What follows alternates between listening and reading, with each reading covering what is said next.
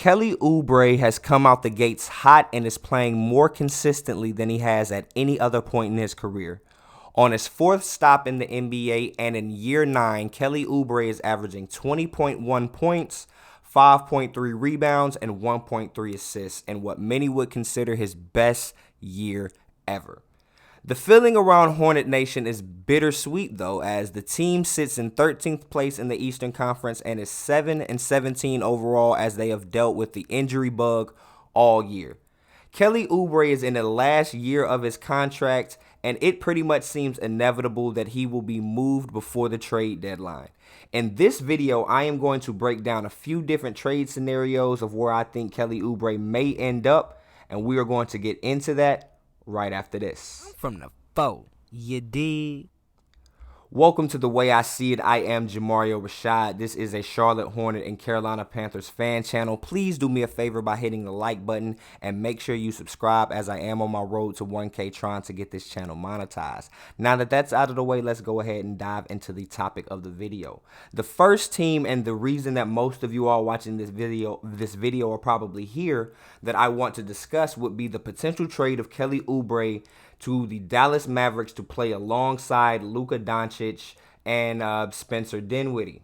That kind of feels weird to say, but even with that being the case, I think, as you can see here in the trade machine, Kelly Oubre for Dwight Powell, who is also on the last year of a deal, and a first-round pick would suffice. The trade machine accepts it. And I know a lot of people are saying, well, why would the Mavs trade a first-rounder for Oubre? And I'm here to actually tell you why right now. If you take a look at this graphic, Kelly Oubre, as I've mentioned, 20 points, 5 rebounds, and 1 assist. Now combined, you look on the right side of this graphic, those three guys make up the starting wing depth of the Dallas Mavericks. 3 players in unison combined for 26 points, 9.6 rebounds, and only 4 assists. So Kelly Oubre is almost putting out the entire output of their wing depth by himself, while the Mavs are paying, giving minutes to, and unfortunately having to fall to the wayside because of the performance of these 3 players. Reggie Bullock is off to an absolutely terrible start, averaging less than 5 points a game. Dorian Finney-Smith less than 10, and Tim Hardaway Jr. only around 12 points. That is not enough to help Luka Doncic in any way. It was a recent report coming out, and it's been said multiple times, that Jason Kidd does not think that Luka Doncic could last an entire year playing at the usage rate that he's playing at now.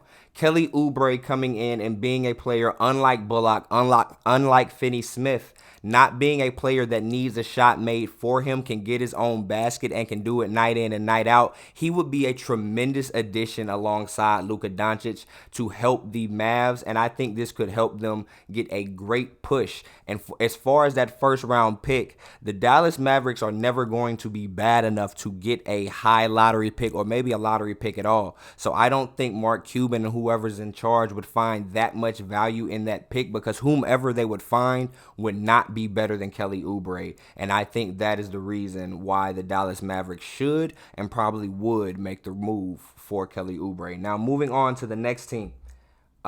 This team is not necessarily one that is the most sexy to talk about, but it is a possibility, and the trade machine accepted it, so I have to talk about it. The Indiana Pacers are currently a pretty good team. Now, whether that is real or fake is still yet to be seen. They currently are 5th in the Eastern Conference at 13-11. And the Tyrese Halliburton move last year seems to be paying off more and more. Now, I am not completely sure if they are actually going to try to make the push in the end to try to make the play-in or the playoffs. But with that being said, I believe that Kelly Oubre could come in and be an absolute revelation for that team, because as of right now, Halliburton and Benedict Mathurin are the offense. Miles Turner does get his buckets, but that is not something that I believe can be consistent night in and night out. Buddy Hield is Buddy Hield, but that's about where the buckets stop for their team. Kelly Oubre being a welcome addition to the team would add about 20 points. I can't speak to how much he would add on the defense, as Miles Turner does a pretty good job of doing that himself, but I think that he would be a welcome addition to the team. Now, staying on the topic of the Pacers, this seems to be probably a little more outlandish, but if they wanted to be nice and take a problem that the Hornets have had for a long time off their hands, they could accept Mason Plumlee as well as Kelly Oubre and a possible pick swap, sending over a second rounder for indeed just that first round pick. And I believe that this will work just as good. Now, the final trade scenario that I want to discuss would be one to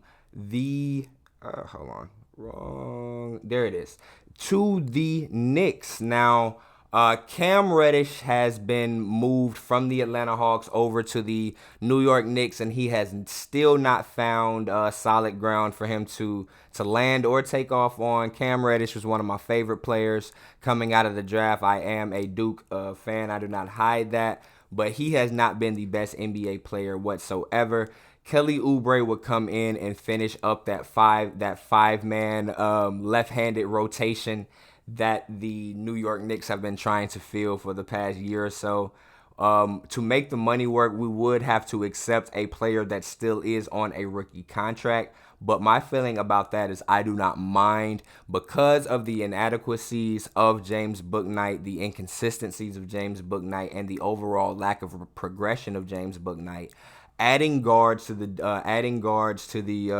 backcourt depth in any way, shape, or form would be a welcome addition, in my opinion, for the Charlotte Hornets, and I believe that Coach Steve Clifford would welcome that as well. So Cam Reddish, Quentin Grimes, and a first rounder for Kelly Oubre and a second round pick. I believe that could propel the New York Knicks to a higher standing than what they are currently at. They are currently the ninth place in the Eastern Conference at 11-13, 2 games under 500, which is not where they expected to be after their somewhat big time offseason signing of Jalen Brunson. I believe that Kelly Oubre could come in and perform honestly even better than what they have gotten out of R.J. Barrett out of these past few years. And I know a lot of Knicks fans may not like that, but it is the truth. So with that being said, that is the video. You all leave your comments down below. What do you think about Kelly Oubre and these potential trades? Which team do you think would benefit from him the most? Is there a team that I neglected to mention in this video? Whatever you all feel, leave your comments down below. I will get back to you. And I am Jamario Rashad. This is the way I see it, and I'm out. Peace.